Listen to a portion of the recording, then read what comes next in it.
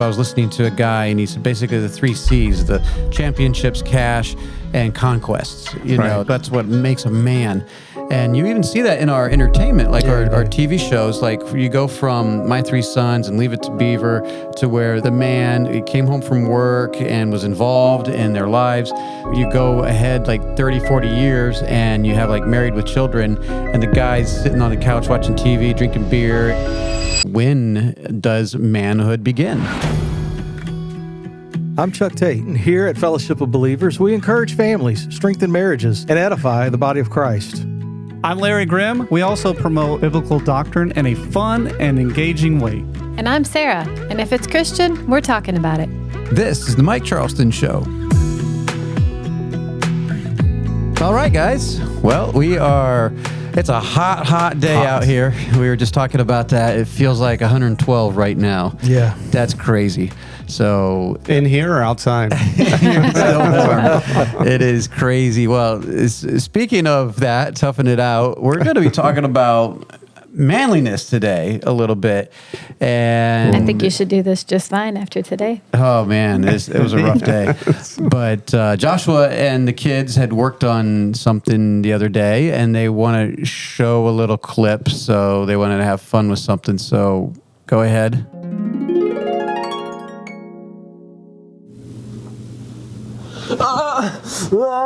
Daddy, help! Help! I'm coming. What is it? My foot fell off. I see. Which one? That one. Oh, I see. That one. Yeah. Play some Minecraft.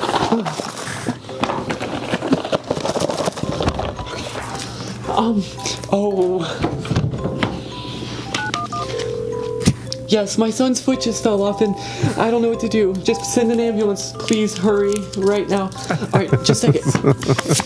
He tripped and it felt. No, there's no bleeding, but I'm pretty sure he's dying. Son, how bad does it hurt? How bad is it? It hurts like crazy. He says it hurts like crazy. He says it hurts like crazy. I just died. He's playing Minecraft and he's dying.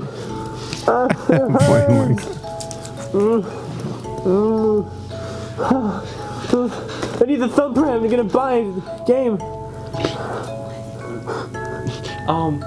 What should I do?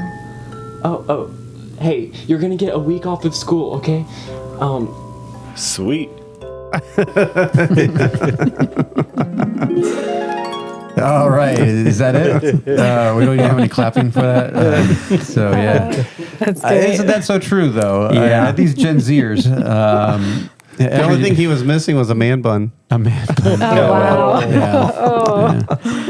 So anyway, so that's kind of what we're talking about today, right? Is what makes a man and the lost art of manliness. Yeah. And not this toxic manliness that we'll talk about.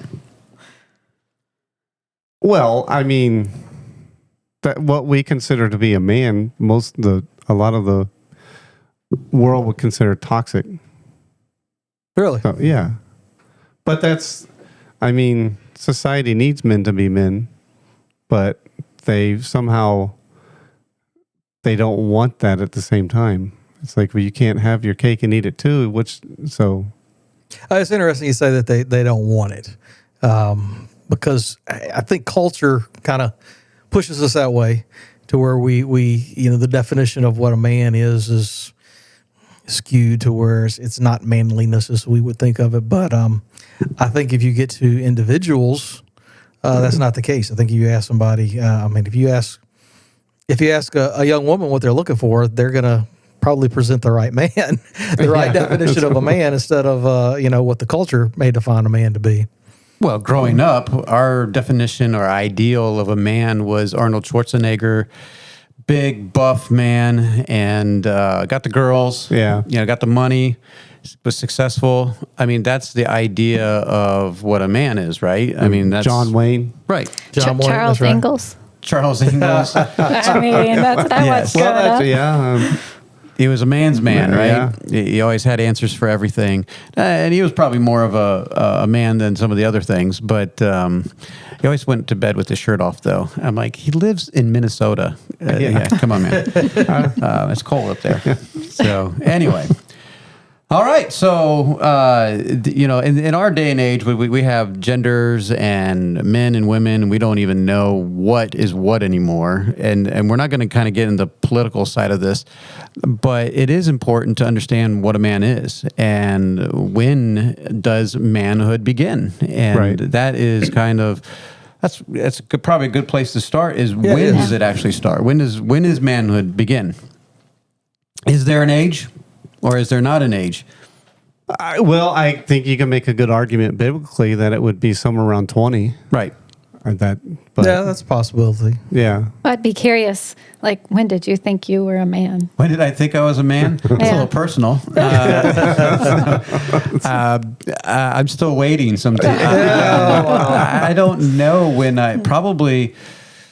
I don't know. Because it's probably changed through the years, whereas when you were young, you probably thought you were a man. And then as you got older, you thought, well, when I was that age. I thought I was a man. Like at 18, that's when everybody thinks they're a man, they're a man, right? Yeah. And, but I didn't really have my own place. I moved out and lived with someone. Then I went to college and lived with other people. And then, I never had my own place until I got married. And so it was like, well, I felt like a man when I got married, probably. Yeah, I'd say, you kind of grow up a bit. Right. Yeah, that's the point at which you had to become a man, right? Well, hopefully, but that's not always the case. Yeah, and then having your first child, you're like, oh, wait a minute, now things have changed a bit. Yeah, life changes tremendously there. I look back, if I think about that question, I remember teenager, dating, and I remember a point in time my dad was sitting there talking to me, and circumstances had brought about I'd done something that I think it was, I don't remember what it was. I think I ran out of gas when I was out on a date one time, and it's like, hey, son, you got to do better. And I'm like, big deal. I mean, I handled it. We got a place, we got our home. We figured it out. I remember specifically he asking me, and I was actually dating Jeannie at the time. If you're thinking about you're gonna actually get married to this girl one day, you got to do better than this. And I was like, marriage? What are you talking about? Marriage? Right. But that was the first. I look back, and I guess that would be one of the first times when I think about becoming a man. Right. It's like, oh, it's that is serious. That is something that you got to consider. I never thought about marrying anybody up until that point. Yeah. But I believe that oftentimes, probably should be anyway. We're going to become a man is when a man tells you are. Right. Yeah. When another man says, shows you that you're a man or that you need to be one. Well, I think and missing in our culture, and you see this in a lot of primitive cultures even today, is there is a sort of rite of passage, right, where the young boy has to accomplish something to make that transition from being a boy to a man. But we kind of lost that. We don't really do that. We just say graduate high school. Yeah, and you're a man now, right? You reach age 18 and. Then unfortunately they go to college, and they really not a bunch of men in college. No. There's a lot of boys. So it's really not an age that makes you a man. The Bible would have an age of, I would agree, like 20 would definitely say that you're a man. You should be a man. Right. Yeah. But obviously when we're talking about becoming a man and being manly, it's not an age thing. I know men that are 40, 50, 60, and they're not men yet. Yeah. They're still in that phase of maturing, if they ever do. Yeah. You know what? It's one of these things that it just irks me all the time when I hear it. And you see some guy that's 25, maybe 30, and he talks about his girlfriend. And I'm like, what? You still haven't got past high school? You got a girlfriend? You should have a wife by now. That's just kind of... Like, it sounds so childish to see this guy. What if he doesn't have a wife? I don't understand the problem. Well, he should have a wife. Okay. But it hasn't worked out yet for him. I know, but it just doesn't sound... Poor guy. It sounds so childish to say that, oh, there's my girlfriend. Because it's a good thing someone didn't come to you after you got married and say, where's your kids? You should have kids. Yeah, exactly. Like, well... What does that... I mean, because it's like, you get a certain age, and it's like, well... How long is it going to take you to make that girl your wife instead of you're going to carry this on for another 5 more years? And I don't know what you call them. It's at that age, you're... Yeah, but know. I mean, how long does it take? I mean, Well, these days people are getting married much later. And I know. So 30, 35. well, and they're is making very their common. engagements like 3 years. And like, Right. Who are we talking to that it was like, doesn't matter, but they were engaged for 7 years. Like, yeah, that doesn't make any I'm sense. Like, good night. How in the Right. world? That Why? would be a miserable Yeah, that's the engagement. Yeah, why? Yeah. So obviously age is not a Age is big not deal, it. right? So what defines it? You know, when do you become a man? So we're a Christian show. We're going Right. to look at the Bible. So what's the Bible say? The Bible, it does say some things about it. It's not exhaustive. It probably assumes a number of things here just because culture. Now, we have to be careful. Culture doesn't define a man, but in some ways it does because depending on if you live in Saudi Arabia, their definition of a man is going to be different than if you grew up in Russia as opposed to if you grow up in China or in America. And in ours, unfortunately, it is skewed a lot by entertainment. And so, like we were talking about earlier, the Rambo, the Macho Man, and the Moneymaker and the championship. I was listening to a guy, and he said basically the 3 C's: the championships, cash, and conquests. You know, that's what makes a man. And you even see that in our entertainment, like our TV shows. Like you go from My Three Sons and Leave It to Beaver to where the dad, the man, he came home from work and was involved in their lives, to you go ahead like 30, 40 years and you have like Married with Children and the guy's sitting on the couch watching TV, drinking beer, and he's just a comic relief at this point.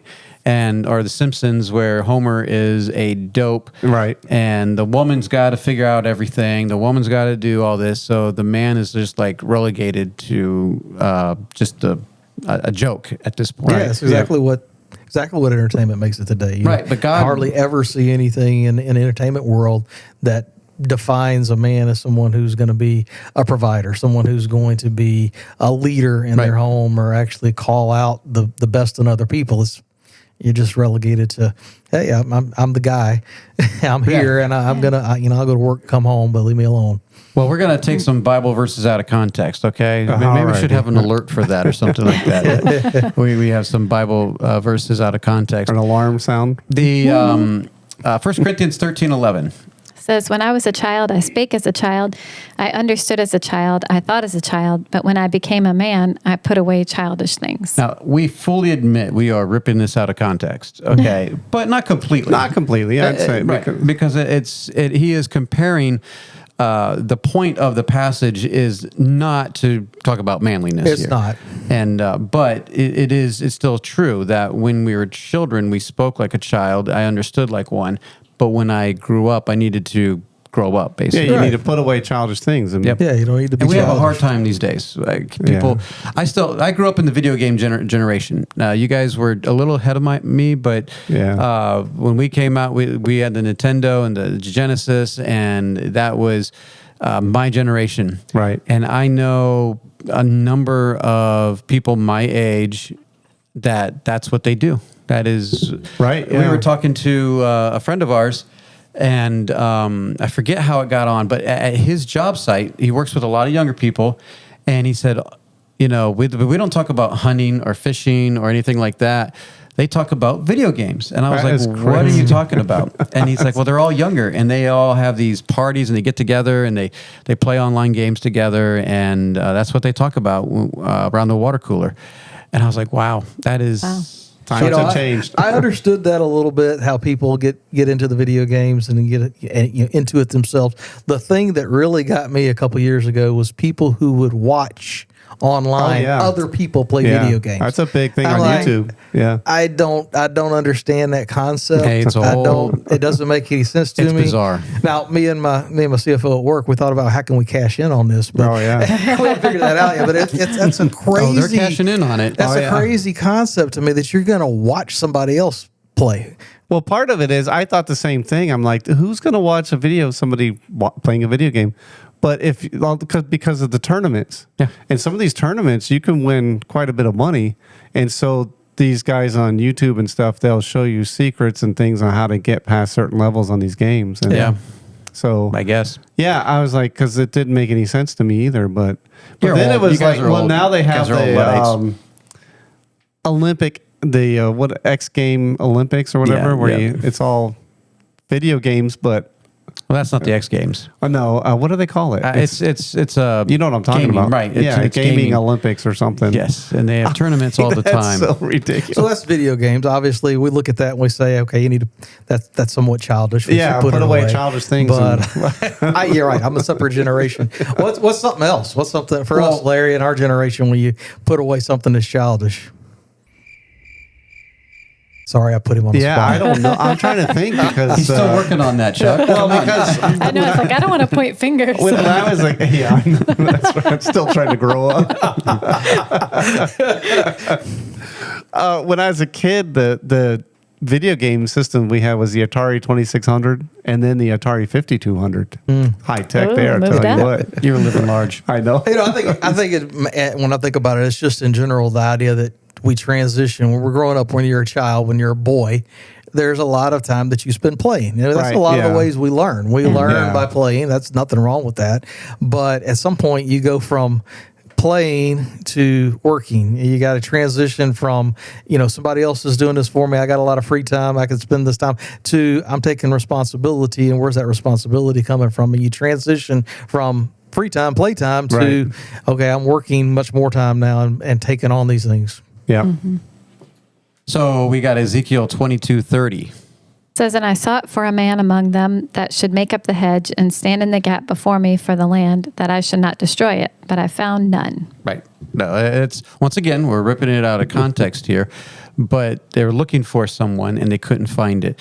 And actually, I don't think you have it on here, but Isaiah also talks about how a society that is without the male leadership that is good, and it's led by kids basically and children, and it's not a very good picture. And this is about the same thing here. 1 Corinthians 14:20 says, brethren, be not children in understanding, howbeit in malice be children, but in understanding be men. So I like how that puts it there. Like in malice, which guys are really good at, be like children, which is ignorant, be innocent, in that way. But in other things, don't be ignorant and innocent. 1 Timothy 6:11. It says, but thou, O man of God, flee these things and follow after righteousness, godliness, faith, love, patience, meekness. Okay, so we missed the things that we're supposed to flee. Yeah. You have to read that. Go back and read it yourself. But follow after righteousness, godliness, faith, love, patience, and meekness. Now, we're working into something where we're building a picture of what a man of God would look like. And we're going to get here where we're going to compare what a boy is and what a man is. But as we see this, the example, obviously the perfect example is Christ. Right. And his selflessness and all that. So flee those things, those worldly things, and follow after righteousness, godliness, faith, love, patience, meekness. That's not promoted in our society. No, not at all. That's not what we picture as a godly man. Oh, meek? No, meek is weak, right? And so, but yet the Gospels tell us, or not the Gospels, the Bible tells us to be meek and to be patient and to love and to have faith and to have godliness. What about 2 Timothy 2:22? Flee also youthful lusts, but follow righteousness, faith, charity, peace with them that call on the Lord out of a pure heart. Okay, so now this one, I memorized this when I was a young man, and our youth pastor made us do this one. And obviously, when you're a young man, the lust that you're thinking of is sexual lust. Right. But it is much more than that, as we find that men are driven by those passions, obviously, but they're driven also by like I said, the money, power, and all that. I think that's an important aspect to how God designed men. We are designed to be conquerors and to be leaders, to put on that chase, to make that conquest, and to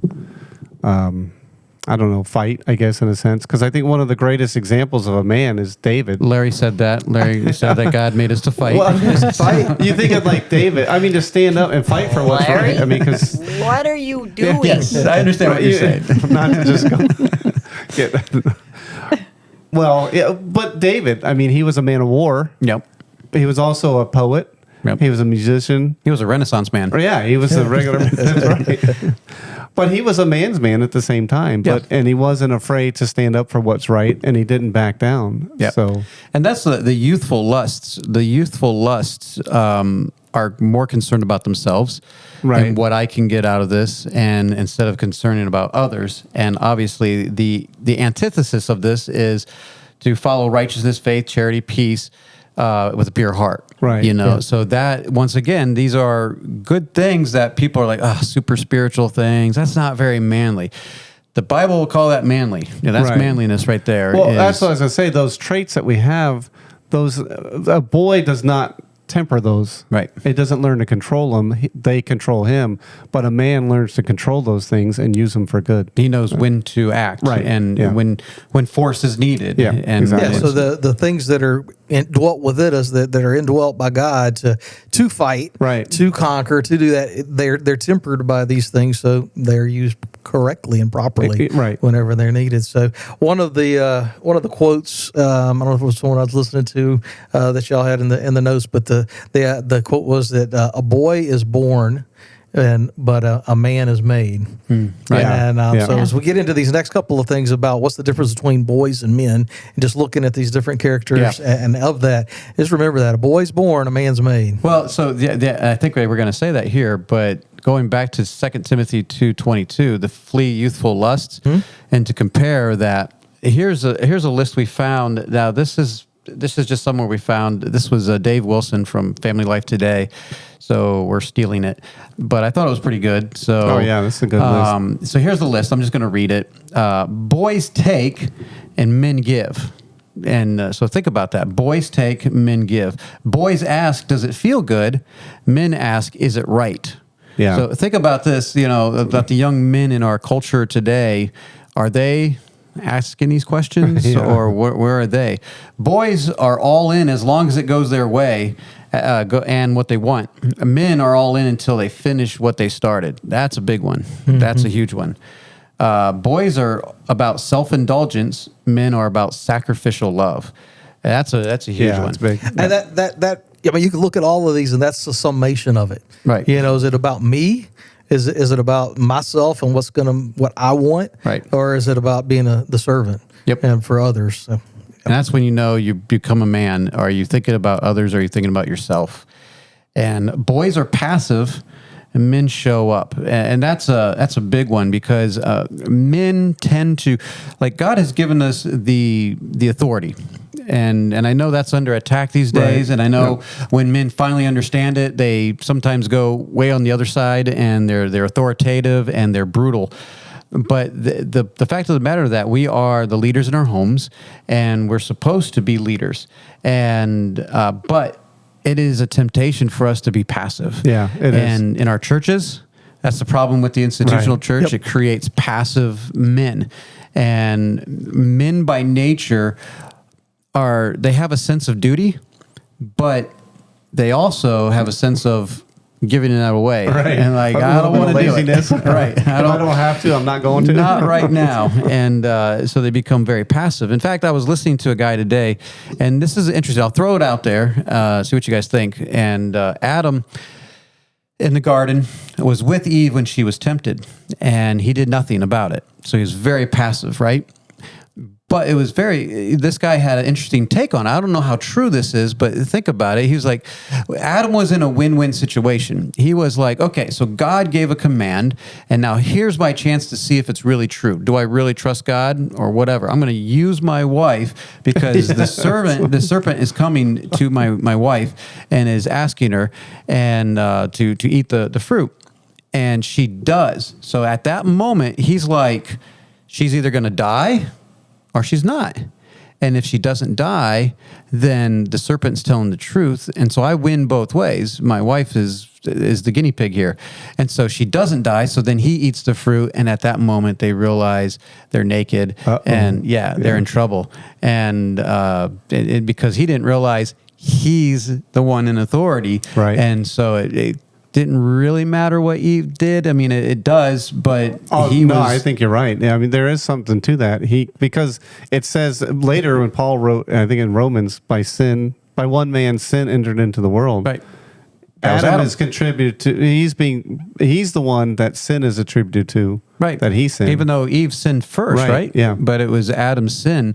And so he was being very passive there. He was just letting it happen. He did not step. So I like the idea of the view. I've never seen anybody present that view before the situation, but I have to say there's no way I could even take that into consideration because I don't think there's anything he wanted to do to lose his wife. This is the only one. Well, maybe he's like, if she dies, I get a new one? Yeah. I don't know. Maybe a better I don't think so. I don't know. I don't think so, Tim. That's right. So boys expect others to... I don't think so, Tim. Thank you. Yeah, boys expect others to provide what they lack. Men look around to see where something is lacking and provide. That's a good one. Boys consume, men produce. Boys are born, men are made. That's when you were just talking about. Boys cheat. I cheated. Like every game I played, I tried Where's to the cheat codes? Yes, I definitely cheated in video games. But men honor their promises, and that's something to be. If you're a boy and you cheat at games and stuff, well, do you think that's just going to change? You need to grow up. Right. You need to stop because you think that's just going to change because you get married. You're going to start cheating on this, cheating on that, then cheat on your marriage. Right. I hope not. But boys cheat, men don't. Well, because they cheat because it's hard. So they want to find an easy way. Right. They want to win. So the goal is all consuming, but they don't care the damage. And that's out of control. That's not good. Winners never cheat and cheaters never win. Well, sometimes they win. Cheaters sometimes win. Anyway. Until they get caught. That's right. Boys don't control their lusts. Men choose to control their temptations. Boys choose anger fits, and men choose paths to peace. And I like when he said that. He said because you actually choose your anger. You can control that anger, but you don't. But men actually choose paths of peace. And a boy thinks his life is all about him. A man knows that his life was given to him to serve others. I have a quick story because this was appropriate this week. And Sarah's like, uh-oh, you're going to... Yeah. So we got in a little argument this week. And what, y'all? Yes. No. So we were... I don't believe it. Yeah, I know. And it was, as we're talking about this, and I'm like, oh, this is killing me. But I have very strong convictions about something, and my wife evidently doesn't. Not to throw under the bus, but I don't want to get into the issue, but I have very strong feelings about something, and she doesn't. And so her and the kids were wanting to do something that I just don't like to do. And so we got into a pretty heated discussion for us about what that was. But in the middle of it, I know that my wife has good intentions and that she wants to go in this with a pure heart, and she would love to do this. And I don't want to do this. And so we're just going back and forth. It's not going anywhere. And so I go outside and I'm just sitting there and I'm like, oh my goodness, this is,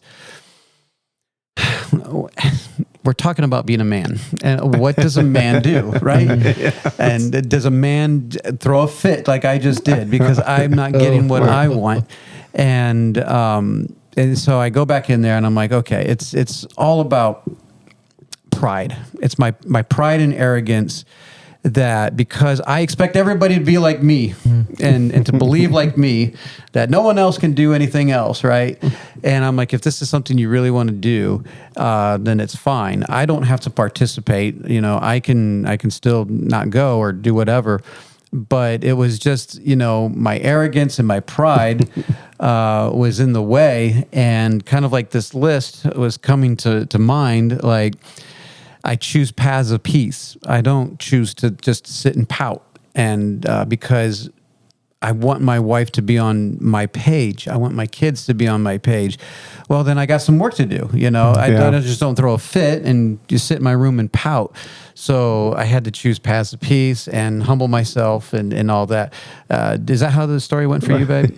And That's kind of like that. Yeah. Okay. Yeah. Well, you bring up a good point, and I'm going to notice how Sarah's not really talking this episode too much. Well, this might, I'm going to take it from a lady's perspective. Oh, are you? Yeah, I am. Okay. Larry's got to get in touch with his feelings. That's right. Well, I'll just say, if you're a young lady and you're with a guy that acts like a boy here, yeah, you're part of the problem. Yes. Because if the young ladies tolerate boys continuing to be boys, then our society is going to continue going downhill. So you need to raise the bar a little bit. You do. Yeah. So if you're a young lady and you're looking for a man and he's still a boy, then you need to move on. Well, I'm going to take that opportunity to jump in. We're going to give Sarah a chance to talk. Oh. What do you look for? What do women want to see as a man?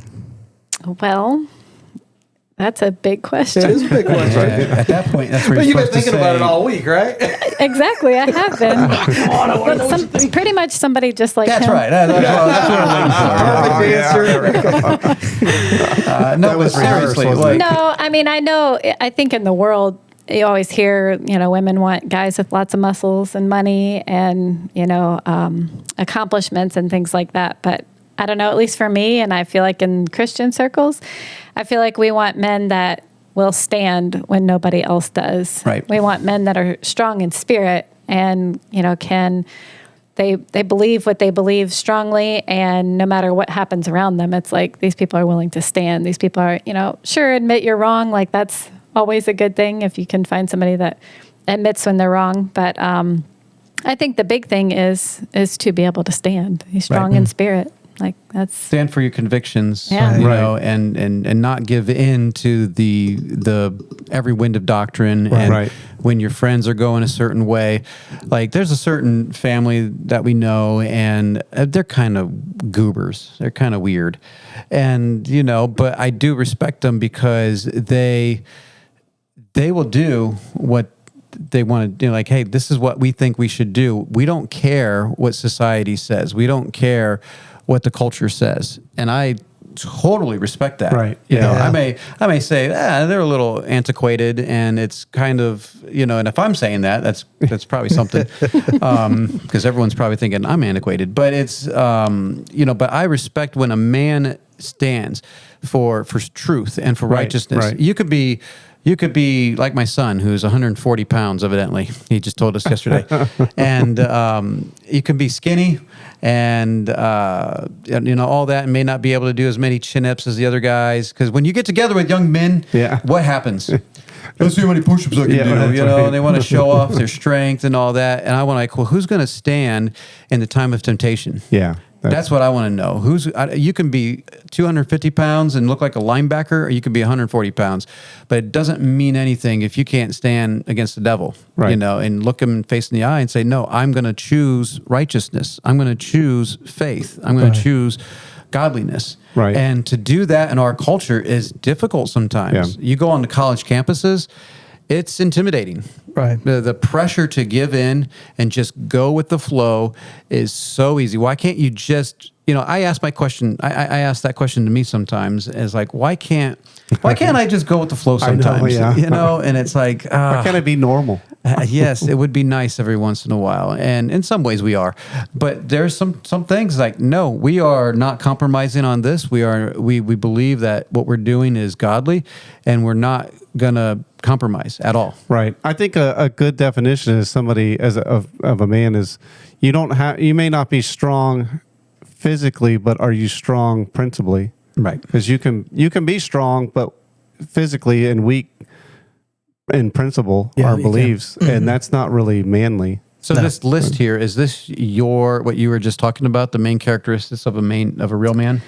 I mean, that's just different things that came to mind as I was reading stuff and listening to stuff. Yeah. And like, Oh, see, my pet peeve is on here. Okay. Oh, That okay. list, yeah. Yeah. All right. Well, let's hear the list. The characteristics of a To man. protect, we should be able to protect in many ways than just physical. I mean, physical might be one of them, but to protect your family from evil influences, the world out there. And I know you don't want to shelter your kids so much, or your family so much, but you want to be able to protect. I have a wife that is different than a man, and there's some guys out there that want to treat their wives just the same, and like, we're at job sites and we hear filthy language and terrible jokes and things like that. Well, my wife can handle that.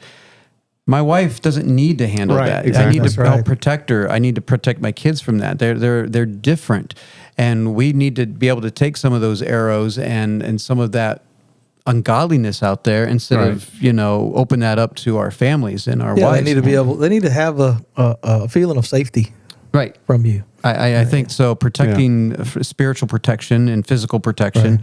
Provide. I think that's an obvious one. Honestly, I didn't have my biological dad. I did have a biological dad. Yeah, you did. We all have one. But he didn't raise me. Yeah, I don't know him, and I was raised by another. And who I call my dad he did teach me a lot of what it was like to be a man. He wasn't perfect by any stretch. He was a normal man. Trying to do the best he could. And he did teach me those things. And to provide is a big one. To take responsibility, that's a good one. To have passion. Whoa. Did you put that one on here? I did. Yeah. To have passion directed in the right way. Yeah. Not just to have passion. Sure. I've seen passionate guys, and they're almost weak-willed. And but to have passion is better than not. To lead, to be able to be a leader, to fear the Lord. That should be number one right there. If you don't fear the Lord, then what are you doing?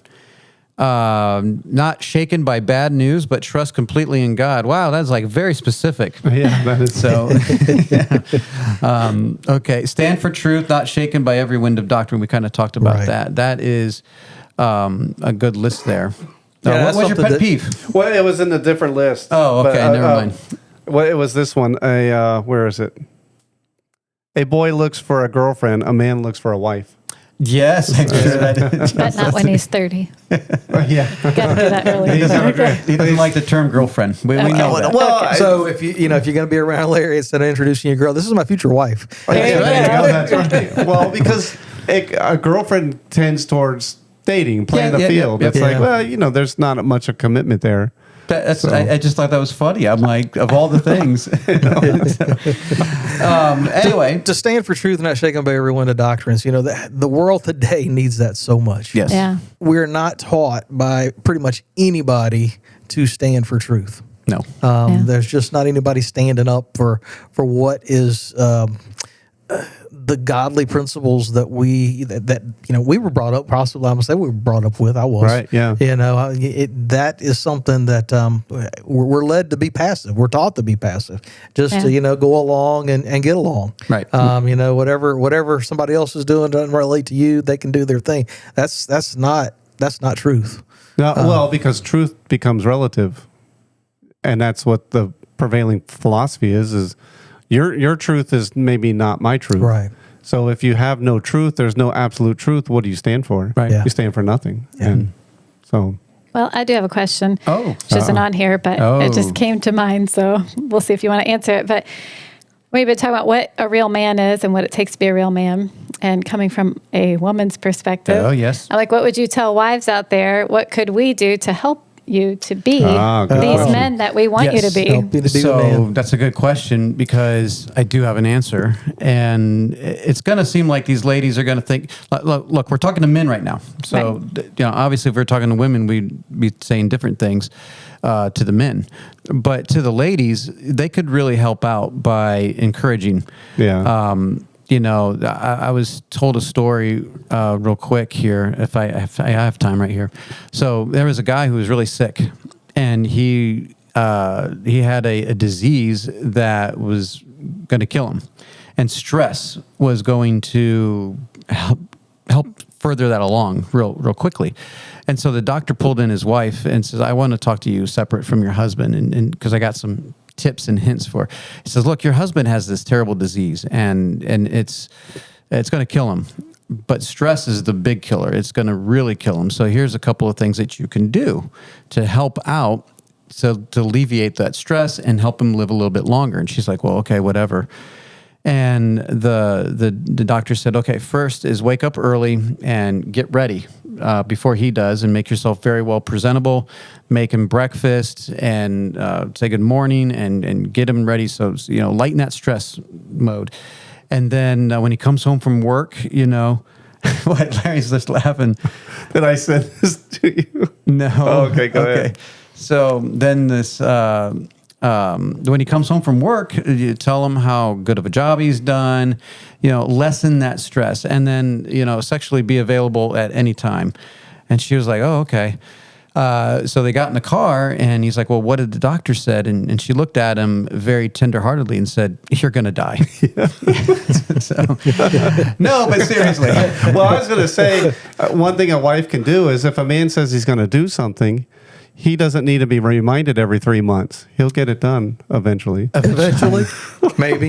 Yeah, I actually, to this point, I remember, and I don't remember what the promises were. I can't, but I was thinking about it, and I remember making promises to my wife, whatever they were, but then not keeping the promises. It wasn't like I was intentionally not keeping the promises. I just didn't do it. A period of time would pass, and it didn't get done. And it may not be. I'm not thinking task. I'm just thinking about things that I was going to do to improve is more what I'm thinking in the line of here. And I got to a point where it's like, apologizing because it didn't happen. I apologize because it didn't, time would go by. And then it's like, okay, you know what? I'm going to stop promising. Yeah, right. Pretty much. Because I'm not going to keep the promise. I don't want to be a liar. So, but I distinctly, I don't remember the exact time, but I remember, I remember my wife, changing at a point in time where she never was one that nagged, but it's like I just feel like I went from feeling like I was failing in a lot of positions to where I didn't feel like I was failing anymore. I don't know that I changed, but I think she did because she believed in me. Yeah, I was going to say that. So having a wife that believes in you helps the husband to be able to move forward and not fail. Right. And it gives us courage to step out a little more and do the next thing that we need to do to be able to lead. Yeah, I was going to say that really, on a serious note, to answer your question is just to be your husband's cheerleader. Yeah. His support, his comfort. Yeah, and I know some Confidant. ladies are like, well, you don't understand look, there's a time and place where you need to bring down the hammer maybe. Well, But you can speak the truth, but you don't have to be demeaning about it either. But being a cheerleader helps because you would want to be cheerleaded too. Right, And exactly. And so to answer your question, babe, when you hear things like this, when you go to conferences and you hear what a man's supposed to do, the woman's always like, hey, yes, aren't you listening? And that's not the point of this. The point of this is the man realizes already that he's failing. Yeah. That, he realizes where he's messing up and he needs to step up.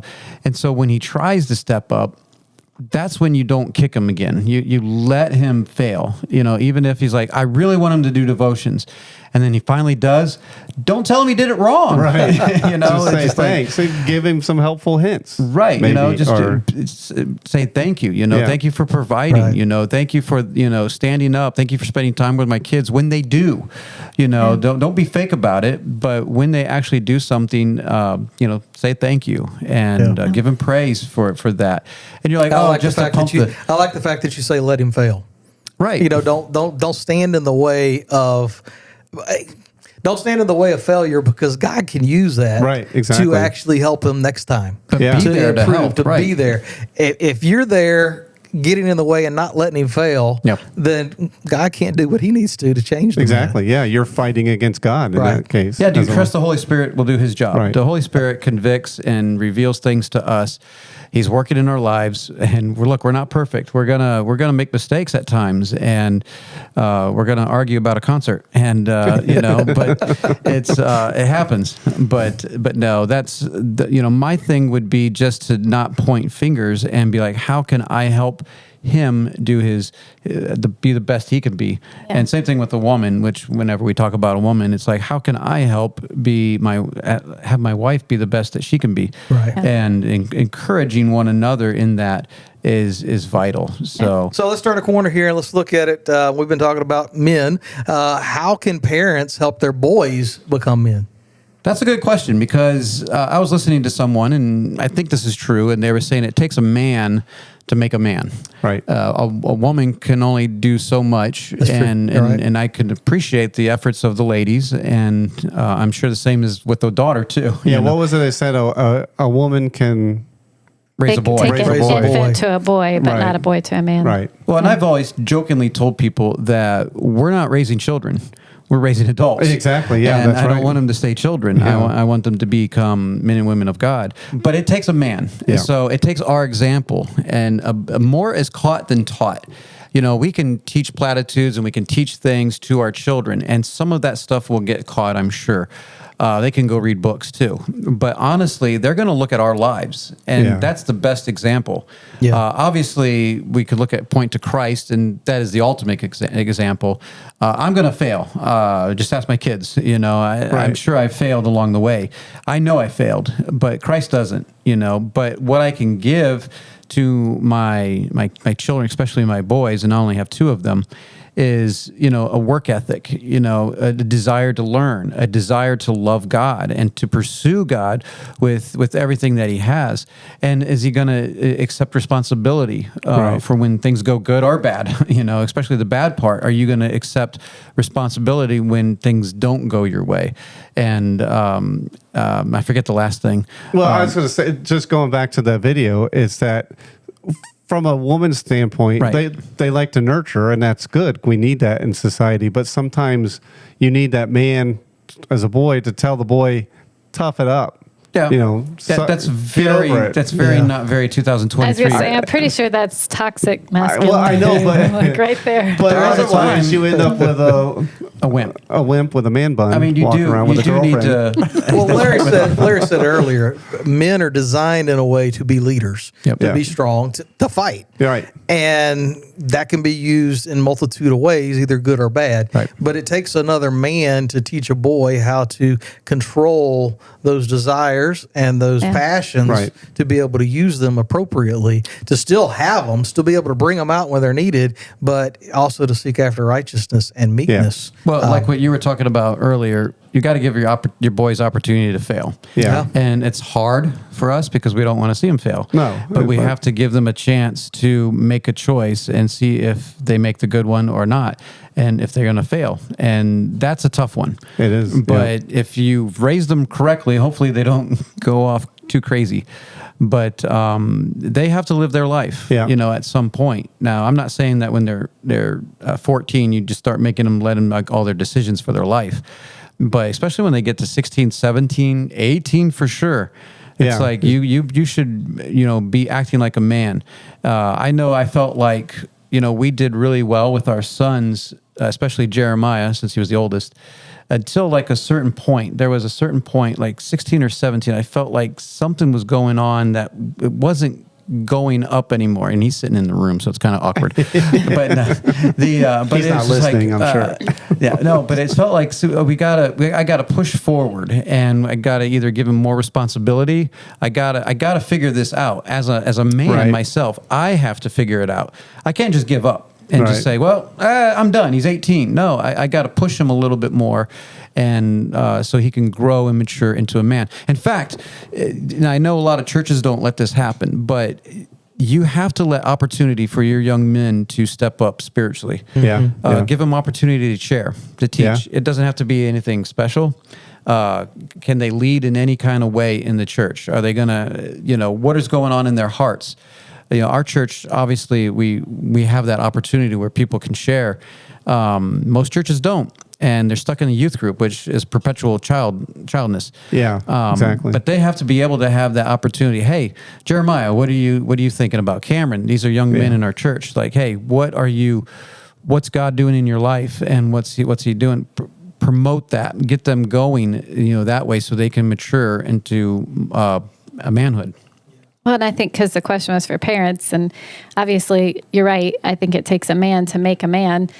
But I think a lot of moms get in the way when we try to keep our boys. Right. And I feel like for me, it's like I had to just let go. And, you know, instead of, you know, as Jeremiah got to be like 17, 18, 19, I had to kind of let you call the shots, and I had to stop treating him like a kid. You know, it's like I make charts, and it's like all the kids are going to do this, and it's like instead of me going and saying, "Did you make your bed? Did you?" You know, it's like it's okay. Like I kind of You got to let make your go a plan, lot. and we got to see how well we've done. Yeah. Like, okay, now you got to step up, and what do you want to do? and around the house. I'm not going to tell you what to do anymore. And you figure ways that you can participate and be a part of the family and help out. And that's tough because we want to tell them what to do. And look, we're not perfect at that. We've been watching this for a while now, and I've seen a lot of people really struggle with this. You know, they get to this age and they really struggle. And so we're learning a lot. And have 5 adult children now, and 2 of them are still at home.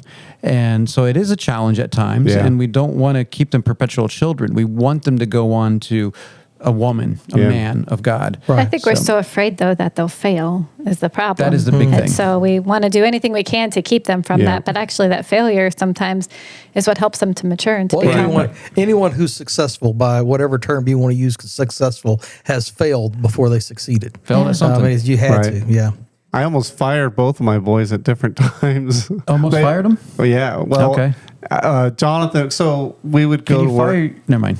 Can you fire your wife? Is that what you're going to say? I know, not my wife, but inside joke. But Anyway, I told him, I said, okay, this is going to be like a normal job. I said, but I'll wake you up once. And if you don't get up, you don't work. And if you miss twice, I won't ask you again. And so come to job prepared. That's right. Expect to work. So, but Jonathan, I went in, said, "Hey, it's time to get up, go to work," and then I walked out. Well, he never got up, so we left. And then later, he's like, "How come you didn't get me up?" I said, "I did. You didn't get up. You do it again, and you won't be working." And so he learned. Yep. He got up. That's right. Yeah. So, yep. It was tough. I was a little tough on them, I guess, maybe more than I should have, but they learn, and now they're doing well in work-wise. Chuck almost mentioned about Jesus Christ being the model example there. I don't know if we edited that out, but I think we might have to make this a part 2 and cover that in the next episode. So I guess we'll save that for next episode. Yeah, sounds good. So well, let's go ahead and check our history time with Larry or whatever's next. The Mike Charleston Show. History with Larry. All right, Larry. All right. Yes. I like that music. You like the intro? Yeah. For you? What they call that, bumper music? Yeah, it is bumper music. What they used to call in the old radio days. That's right. No one knows what that means anymore. But so what do we got today? Today we have a guy that's unknown, really, to probably most people, unless you're some kind of until now. Unless you're some kind of I was going to say nerd, but I guess there's probably a lot of nerds out there. If you're into engineering, you would probably know who this is. Okay. I am not into engineering, and I don't know really. You told me who it was earlier, but I did. I shouldn't have, but it's actually the story of this guy it's kind of tragic at the end. I mean, seems so promising, and there's such. I almost didn't. Doesn't everybody in history have a tragic end? No, I wouldn't say. Well, they all die. Yeah, that's true. It's a good point. But this is kind of sad, and I almost didn't include it, but I thought that's important to the story. So but we're going to go back a little bit before we get to the person because a little work up, I guess. Yeah. So during the American Industrial Revolution, way back. Yeah. So we had the invention of the steam engine was a big part of that. Because up until that point, travel was horse and buggy. Yes. Or sail on the ocean. Sail. That's right. But the invention of the steam engine created a whole new world of travel and manufacturing. Sure. But the steam engine had some problems. One, it had to be fed fuel constantly, and the parts needed to be lubricated quite often. And to fuel it, you could just keep the machine running and just shovel coal in. But to lubricate it, you had to shut it down, which meant production had to stop. Or if you're on the train had to stop, and you had passengers had to wait. Somebody had to crawl underneath it and lubricate it and all that. They didn't have air conditioning either, did they? They did not. So, if you're... On a day like today. Yeah, could you imagine? Whew. Yeah. stopping like just across Lake Pontchartrain on the train and having to wait it out. And, Yeah, it's a hot one today. Yeah, if you don't know, it is like 100 degrees, feels like 112, something like that. It's hot. Yeah. So this brings us up to the point of the man of our story today. Okay. So Elijah was born on May 2nd. Now, the dates I had were two different dates. One was 1843, the other was 1844. And I don't know if it was because the record keeping wasn't as... I'm guessing that's probably the case, right? He was born in Ontario. Oh. Which is kind of unique. California. No, not that Ontario. No, not that one. Canada. Yeah, Canada. But when he was 15, his parents arranged for him to move to Scotland to go to engineering school as an apprentice. Okay. So he spent 8 years in Edinburgh, Scotland. I think that's how you say it. Yeah. Edinburgh, however. Edinburgh. I'm not Scottish, so. Yeah, kind of. Well, Irish, Yeah. but yeah, close. Yeah. Anyway. Top of the morning to you. Yeah. That's right. After 8 years as an apprentice, his parents at the time moved to Michigan, to the U.S., and then he joined them in Michigan. Couldn't find a job as an engineer, and he ended up working for the Michigan Central Railroad as a fireman and oilman, which the fireman was the guy who shoveled the coal into the... so he didn't put out fires. He didn't put them out. He kept it going. And an oilman. So when the train stopped to be lubricated, somebody had to crawl underneath the train. They usually had a team of guys because, long train, it would take one person forever to do it. They crawl underneath there, lube all the axles and bearings and all that. So it was a tedious and dirty job. I'm sure. And hot too. Yeah. So, but I have an engineer background. He thought, hey, there's a problem here. What can I do to fix it? So he developed what was called the oil drip cup. It was a little cup that would fit over the axles or the bearings and things like that. And it used the pressure from the steam engine to lubricate those parts. And they could do it as it was moving, so they didn't have to. So he just got rid of a bunch of people's jobs. He did, but it increased production, and other people soon realized that, hey, we can use it. He invented it for the railroad, right? But then other people realized we can use this as well. Steamships, factories, all kinds of uses it had for it, and so a lot of people wanted it. He got it patented. But he didn't have the money to produce it himself, so he had to sell the rights for somebody else to manufacture it. I know. Just the way it is. But he did a simple design that was very effective, but other people wanted to copy it, so they started making cheaper products. And that's where manufacturers who wanted his product started asking, I want the genuine. I want... The real McCoy. The real McCoy. Right. So that's the man of our story is Elijah McCoy. He's an Irishman. No, he's a black guy, right? A black guy. His parents were slaves that escaped Kentucky via the Underground Railroad up to Canada. Wow. And that's why he was born a free man in Canada, went to Scotland, came back to the U.S. Wonder if he got his last name in Scotland or something, because McCoy isn't a... it's not a Kentucky name, is it? No, it's not. The Irish were not free people either, always. No. So, I couldn't find out where he got his last name from. So I don't know if it was maybe his parents.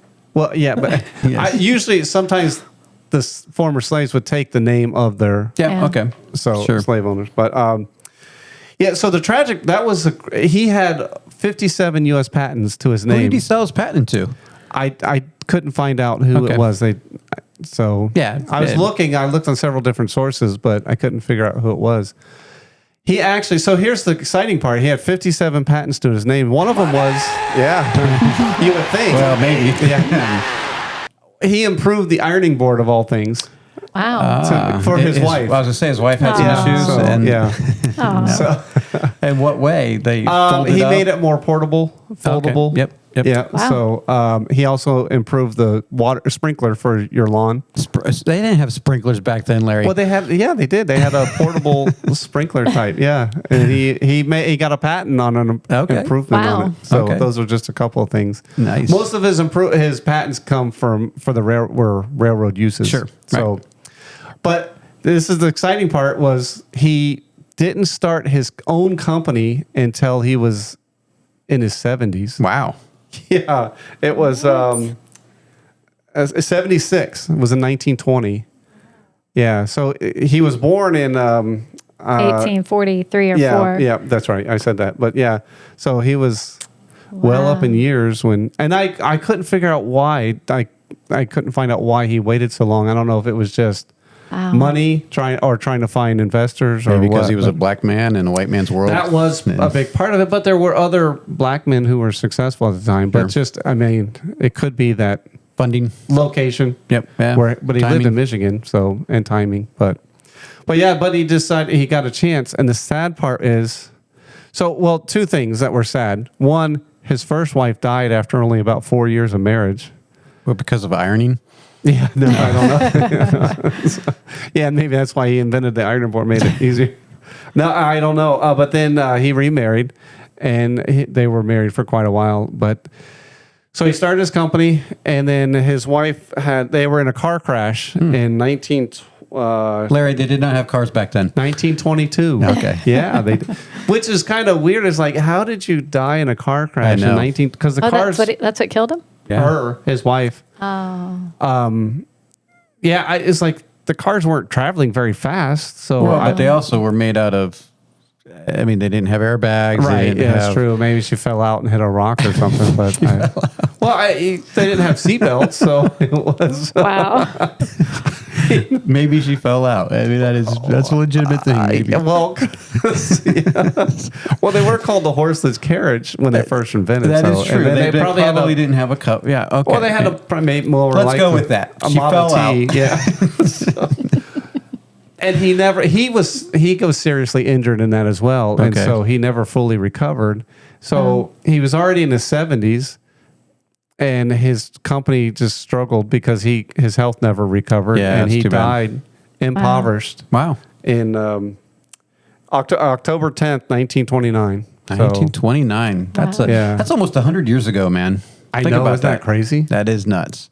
That's crazy. Well, good for. So that's our story, Elijah McCoy. Which is, I mean, it's an interesting story. Yeah. To look up his life and. Elijah, like the name. Yeah. Elijah McCoy. Yeah. Interesting, because I've heard people refer to the real McCoy. Yeah. Now, I didn't know what that was from. Because there's going to be people out there, I'm sure things are going to come in that's not where that phrase came from. Nobody knows where it comes from, but it was, a lot of people do attribute it to him because his product was so well made that everybody wanted the real thing. They didn't want the Walmart brand. No, they didn't. Or the Dollar General. That's right. But so it's his contribution to civilization was incredible because it really did make a difference in travel and and production. Sure. Yeah. But he never became a huge success at it. Or wealthy. So you got to take that money away, Joshua. The money's got to go back. That's right. Cool story. I didn't know who he was, so that's cool to hear. Yeah, little unknown name in American history. That's right. That made a difference. So. All right. Well, cool. Well, that's our history lesson for today. Yep. Thanks again, Larry. The Mike Charleston Show. Music with Sarah. What song do you like?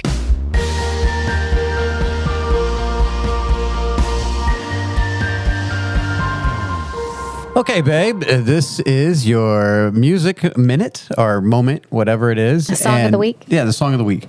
And in fact, this week, we're going in the Wayback Machine. We are going in the Wayback Machine. So some people have said, these are all too modern, all the songs you're picking. Well, this one... Not modern. No, this goes back, 30 years almost? 30 years this year. 30 years? Yeah. Okay, wow. Because this came out in 1993, if How you about can't that? do the math there to figure out what 30 years is. But anyway, this song is called Keeper and Sustainer of My Life. Keeper and Sustainer of My Life. By Dennis Jernigan. Right. Now, this is on one of my favorite all-time albums. Yeah. We discussed this a couple weeks ago when I saw Alan Parr do his, one of the all-time favorite albums. And I'm like, what are my favorite albums? And kids these days don't even know what albums are. But I was going through a few of them. And this one, I had just gotten saved and went to the store. This isn't a very popular one. It was by Heart Cry. And Dennis Jernigan did some songs, and this was I Belong to Jesus, Volume 2, which is really hard to find on YouTube. In fact, you have to, it's like a worship collection. Yeah, it's now it's called The Worshipers Collection, Volume 1 by Dennis Jernigan, and that actually includes 2 albums. Right. It has both albums, and I don't like really Volume 1 as much, but Volume 2 has a lot of good songs, and there was a lot of good songs to choose from, and it reminded me of my childhood because I grew up in a church that was very upbeat, and a lot of the songs are upbeat, and then there's a lot of slower songs that are really meant a lot, especially I just got saved, and this was one of my first worship albums that I got, and so Keeper and Sustainer of My Soul. Keeper and Sustainer of My Life. Whatever. And my life. The whole album is really good. And when we talked about albums, I thought, at some point I've got to let people know about this album. So, I'm pointing out this one particular song, but really the whole thing's good. The first part's, a lot of upbeat, happy songs. Yeah, and a lot of people might go and look for this and then be like, this is what they like. You got to understand, this is from the 90s, and it's a lot of happy, upbeat songs. Right. And some of them I don't really care for, but just that the progression from one song to the next, it's upbeat. It just reminds me of the church I grew up in. But then some of the other, the last like 5 or 6 songs, they're all home runs. They're just, you had the list right there. Yeah, but I did. From To Be Loved, and then For the Lord is a Righteous God. Yep. And Keeper and Sustainer of My Life, and When I Get Home. When I Get Home and I Long for the Day, those are both like heaven songs. And just, yeah, it's just, it's songs. got some music that is very 90s, and the Casio keyboard was in full effect. But still, it's still a good message, and I just, once again, this might be more, same thing with you, that it was sentimental.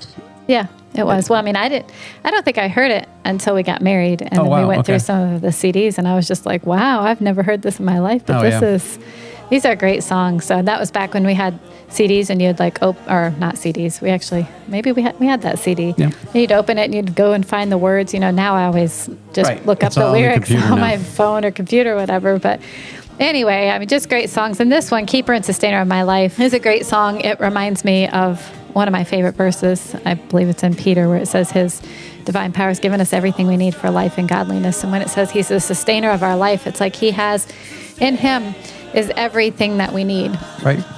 And in the song it goes through, you're the light, you're the bread, you're the, you're plenty when there's nothing, you're peace when there's strife, and all these things that we lack and we need. It's like everything that we need is found in him. Yep. And I think it's a great song. So I think people should check it out. It was perfect timing from when I got saved. And when I got saved, I grew up in church. Yeah. And so getting saved wasn't like life altering in the sense like, wow, now I'm going to go to church. Like I've always gone to church, but it changed my life into, I was a different person, obviously, and I did have some struggles at the beginning of my conversion there with friends and, separating from this world and not being a part of this anymore.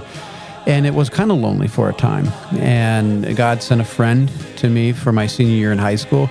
And this song really, really touched my life because, like, he is the keeper and sustainer, and he, at the right time, he sends people right when you need it. He sends things right when you need it. And so if you're in that low time, just hold on. Deliverance is coming, right? So anyway, so that's the song of the week. Go check it out. It's hard to find. We'll put the link maybe here on the YouTube page here, and maybe you can find the one that we have. It's really hard to find the CD that we had. Yeah, but honestly, impossible. like when you search it on Spotify, you get several things, but they're all the same. They're just put on different albums. So if you search that song by Dennis Jernigan, you will find that song. Right. Yeah. And so it's a really good song. Yep. So all right, well, go check it out. The Mike Charleston Show. Marriage. All right, babe. This is we're continuing to go through your book here. Name of the book. Name of the book is You Can Run in Flip-Flops, but is that the best way?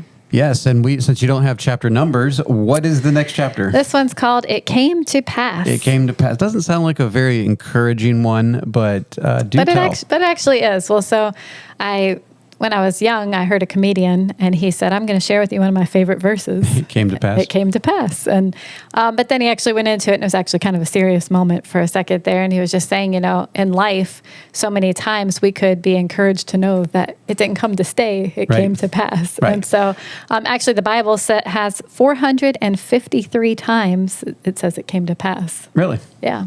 And so that's a lot of times. So I'm like, so many times in our lives when things aren't going well and when we're discouraged and when we feel like nothing's ever going to change in my marriage, nothing's ever going to change with my frustrating kids, I'm never going to sleep again, I'm never going to whatever. It's like... These things do change. They do change. Yeah, or you die. I mean, I guess, but either way, it passes. So, I mean, take heart. It's not going to last forever. No, that is true. So I feel like, especially in marriage, I feel like, wives get at times so frustrated with their husbands because they feel like I've tried. Right. I've read the books, I've gone to seminars, I've tried to learn to be a godly wife. It didn't work. And he's still a guy. Yeah. And so it's very frustrating, but it's like, we need to hold on and realize that God's still in control and that these things won't last forever. And our lives are very, what do you call Fluid? it? Fluid, I guess. Well, I mean, like where it says life is but a vapor. Oh, yes. It is short. Like it's short and we feel like this is just forever and nothing will ever change, but things do change. They do change. And like we were joking about earlier, it could be eternally changed. I mean, you could die. Could be. Then you go on to glory. But these things are temporary. And we think, especially in our teenage years, like we think that this is going to last forever. Yeah. And then we get married and we're like, oh, I finally got to find the one to be with. Yeah. And then you have some issues and you have some kids and then that phase of life seems like forever. Like, I'm never going to live without kids. Right. And then they're gone and you miss those things and you miss those times. And then it's just you and your spouse again. And so all these things, yes, there are going to be some difficult times at times. Is that redundant? Times at times? Yes. There's going to be difficulties at time in marriage, in relationships in general, with parents and children and friends and spouses and things like that. But like you said, it came to pass. Well, especially you think of like young moms. Young moms. And those days can be hard and a lot of work. And you just feel like, wow, like... How am I going to get through this? And you think, okay, well, yeah, and in 10 years they'll finally be old enough to do all these things on their own, and it just feels like that's forever away. But it's we had a couple at church a long time ago. They were really frustrated with their kids, and they're like, "We'll see in 5 years because we can't handle our kids." But you see, 5 years later, things can be better. They're still saying the same thing. No. Anyway, so I think it's encouraging. I think the enemy tries to put things in our that show us things and it's like, this will never change. It'll never change. It'll never be any different. He's always done this, or your kids are always doing this. And it's like, no, it's not true. Things do change. And, if nothing else, maybe your perspective can change, even if, your husband may not change, but you could change your attitude and that changes everything. Well, yeah. So. And not to just talking about comedians, we were listening to one on a trip and it was kind of a serious moment too. He was saying that in a moment, 24 hours, things can change. And it does. Yeah. I mean, you think about one day we were just having normal day and the next day we flooded. I mean, your whole life is completely changed at that point. Now that's a bad thing, but things can change too. I mean, one day I was in darkness and then one day I was in light. And so these things do come to pass. And it is, God is good and he gets us along. He doesn't always fix all of our problems, but he's always there with us. And that is the key point, that he's always walking with us through all these times. Yep. So, all right, well, go check out the book, check out the chapter, follow along if you'd like. All right, thanks. Hey, this is Joshua Charleston, the producer of The Mike Charleston Show. Thank you for listening to the show. If you want to follow us, we're on Facebook at Mike Charleston Show and Instagram at _Mike Charleston Show. Please support us on Patreon for exclusive content. This episode is over, but if you want more, check out the website at fellowshipofbelievers.org for more information. The Mike Charleston Show has been brought to you by Fellowship of Believers.